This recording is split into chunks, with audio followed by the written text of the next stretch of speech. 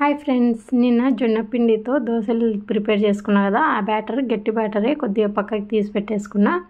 Evening snacks వేద్దామని just ఇలా కడాయిలో ఆయిల్ హీట్ అయిన తర్వాత ఆ గట్టి పిండిని ఇలా మనం ఎట్లా పునుగులు అవి ఎట్లా వేసుకుంటాం, బుగ్గాలు అవి అలా వేసుకుంటే బాగా క్రిస్పీగా క్రంచీగా భలే సూపర్గా ఉంటాయి అన్నమాట. పిల్లలకు కూడా ఇష్టంగా తింటారు.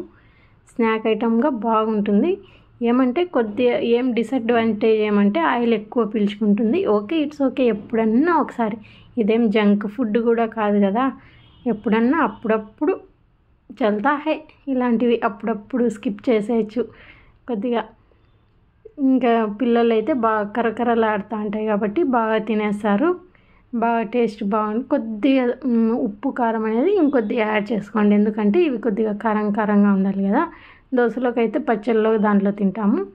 బాగా చూడండి, కరకరలాడుతూ ఇట్లా బాగా వేపేసుకుంటే బాగుంటాయి. నచ్చితే ఒక లైక్ చేయండి. Bye, thanks for watching.